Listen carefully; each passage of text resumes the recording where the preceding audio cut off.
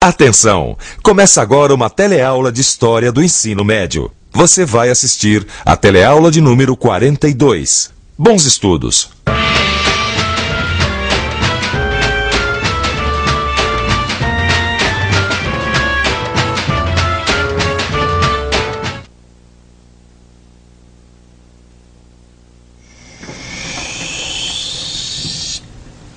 Oi. Bem, pode não parecer, né? Mas isso aqui tem muito a ver com a nossa teleaula de História do Brasil de hoje.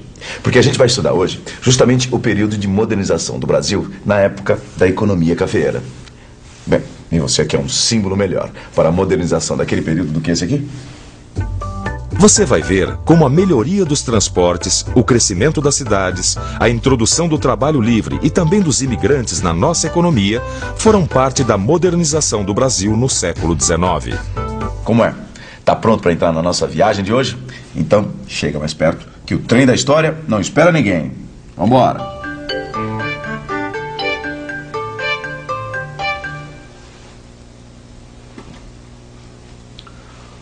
Ô Vicente.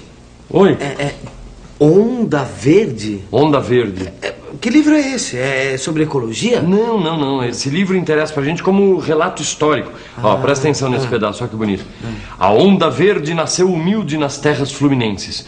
Tomou vulto e desbordou para São Paulo. Bonito, né? Onda Verde em São Paulo?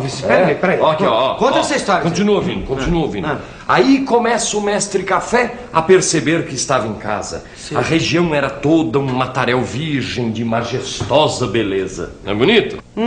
Por isso que a Onda Verde significa a invasão do café no interior de São Paulo? Exatamente. O Monteiro Lobato, o autor aqui, ele disse que o café encontrou o lugar ideal para crescer aqui em São Paulo. Então é por isso que ele dizia que o café estava em casa. Porque o café encontrou aqui um solo excelente, um clima muito bom e terras em grande quantidade. Você quer ver? Olha, vou te mostrar aqui. A produção de café estava concentrada aqui, ó, no Vale do Paraíba, entre São Paulo e Rio de Janeiro. Certo. E aí começou a avançar para o interior, entendeu? Foi alcançando a região central e a região oeste do estado de São Paulo. Com esse crescimento em direção à região oeste, como ficou a produção do café no Vale do Paraíba? Não, o Vale do Paraíba continuou produzindo durante um tempo, até o final do século, mas aí começou a declinar. Por que, Vicente? Porque os produtores não apostaram na modernização, entendeu? Eles não conseguiram introduzir nas suas lavouras de café a nova mão de obra. Porque não conseguiram introduzir o trabalho livre, não é isso? A tentativa de criar colônias de imigrantes no estado do Rio de Janeiro não deu muito certo. Na verdade, os barões do café do Vale do Paraíba, eles desconfiavam um pouco dessa nova mão de obra livre, do trabalho com os imigrantes. Veja só o que diz Lacerda Werneck, que era filho de um grande barão do café fluminense ainda em 1855. Olha só o que ele confessava. Força é confessar que a grande cultura só pôde ser sustentada pelos agricultores que possuíam escravos em número suficiente para o custeio de suas fazendas. Tempo virá, por certo, em que a produção, fazendo crescer a população livre, autorize a abolição da escravidão. Mas atualmente, sem pessoal livre no país, os instintos de nossa conservação nacional nos aconselham, por certo, o incremento da população escrava. Você ouviu o que eu ouvi? Ele disse incremento da população escrava. Bom, quer dizer, os cafeicultores do Vale do Paraíba ainda acreditavam na permanência do trabalho escravo. E mais, desconfiavam do trabalho livre. Mas olha, além da questão da mão de obra, o principal obstáculo para o café no Vale do Paraíba era a ausência de grandes extensões de terra. O café era uma cultura extensiva e o Vale do Paraíba tinha limitações geográficas para sua expansão, ao contrário do que acontecia no Oeste Paulista. No Oeste Paulista, a terra era o que não faltava para produzir café. Tanto assim que as matas do interior todo iam sendo derrubadas e fazendas e mais fazendas de café iam sendo formadas. Eram tantos os novos cafezais que começou a acontecer a falta de braços para trabalhar nas lavouras. Por causa dessa falta de braços, é que a tecnologia foi sendo introduzida nas fazendas de café de São Paulo. Na década de 1880, o café já era transportado, pilado, descortiçado, escolhido, brunido, ensacado e pesado mecanicamente. Na falta de braços, criavam-se os braços mecânicos. Mas o grande braço mecânico que levava o café até o porto para exportação era o trem de ferro. A construção de estradas de ferro no século XIX, para facilitar o escoamento da produção, foi o maior sinal da modernização que veio com a expansão do café.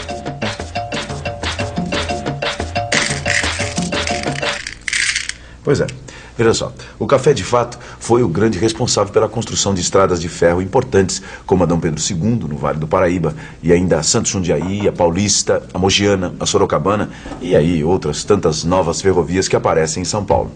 E também outra coisa, a vida nas cidades vai mudar muito com o café. Cidades como São Paulo terão um crescimento astronômico, e a maior parte das cidades do interior de São Paulo vai ser fundada na segunda metade do século XIX por causa da economia cafeeira. Ô Vicente, o café deve ter transformado muito o estado de São Paulo, não é mesmo? Inclusive nesse livro aqui que eu estava dando uma olhada, tem uma passagem interessante sobre esse assunto. Você quer ver? Ó, aqui, ó. A grande arrancada se deu entre 1890 e 1900, período em que a população paulistana passou de 64 mil habitantes para 239 mil habitantes. São Paulo, que era a quinta cidade brasileira, chega ao segundo lugar, embora ainda muito distante, dos 688 mil habitantes da capital da República, que na época era o Rio de Janeiro. Em comparação com o Rio de Janeiro, São Paulo continuava a ser apenas a capital de uma grande província. E o Rio de Janeiro deve ter se modificado muito nesse período, né, Vicente? Pois é, e uma série de melhoramentos urbanos foi feito na cidade justamente nessa época. Calçamento, iluminação a gás, esgoto sanitário. Inclusive, a maioria desses serviços eram feitos por empresas estrangeiras. Um dos responsáveis pela melhoria dos serviços na cidade do Rio de Janeiro foi Irineu Evangelista de Souza, mais conhecido como Barão de Mauá. Mauá nasceu no Rio Grande do Sul, numa família de poucos recursos. Ele trabalhou no comércio até ficar sócio de uma firma inglesa. Mauá criou bancos, companhias de navegação e estradas de ferro e participou na instalação dos serviços de gás e bondes da capital do Império. Ele foi um dos empresários que apostaram no crescimento econômico do Brasil quando a modernização estava no auge. Para você ter uma ideia dessa modernização, veja esses números. Apenas nas décadas de 1850 e 1860 foram criadas no Brasil 62 indústrias, 14 bancos, 20 companhias de navegação a vapor, 23 companhias de seguro, 8 estradas de ferro, além de empresas de mineração, transporte urbano, gás e assim vai. As principais cidades do Sudeste nunca mais seriam as mesmas.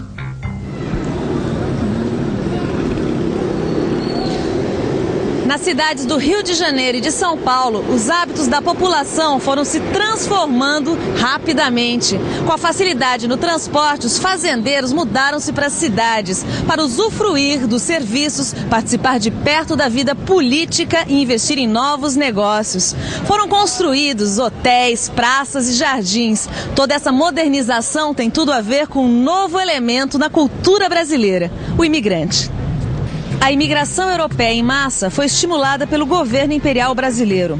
O plano do governo era, por um lado, ocupar regiões ainda despovoadas e, por outro, abastecer com trabalhadores livres as grandes fazendas de café. Naquela época, entre 1846 e 1875, mais de 9 milhões de europeus deixaram a Europa fugindo da pobreza. A maioria deles seguia para os Estados Unidos. Foi a maior migração de povos já ocorrida até então na história. No Brasil, a história da imigração começa em 1818, com a colônia suíça de Nova Friburgo. A imigração era subvencionada pelo Estado e teve maior impulso na região sul do país.